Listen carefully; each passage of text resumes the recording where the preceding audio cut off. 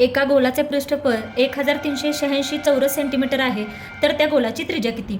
आता गोलाचे पृष्ठफळ कसं काढतो? सूत्र काय? 4πr². मग इथे आपल्याला दिले पृष्ठफळ, ती व्हॅल्यू पुट करूया. 1386 बरोबर 4 गुणिले पायची व्हॅल्यू किती असते? 22/7 गुणिले r². आपल्याला त्रिज्या विचारली आहे. मग आता हे सॉल्व करूयात.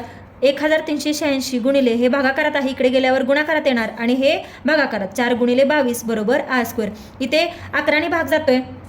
11 दुनी 22, 11 एक्के 11, 2 राहिले. 11 दुनी 22 आणि 11 सक्क 66. परत इथे 2ने भाग जातोय. बेसक्क 12, बेत्रिक 6. आता 63 गुणिले 7 किती येतं? तर 141 भागिले 4 बरोबर r². आपल्याला rची व्हॅल्यू काढायची आहे, म्हणजे दोन्हीकडे स्क्वेअर रूट येणार, म्हणजे 441 भागिले 4 बरोबर r. मग ह्याचं आन्सर किती येतं? 21/2 म्हणजेच 10.5 ही आपली त्रिज्या झाली. म्हणजे ह्याचा आन्सर काय? ऑप्शन 1.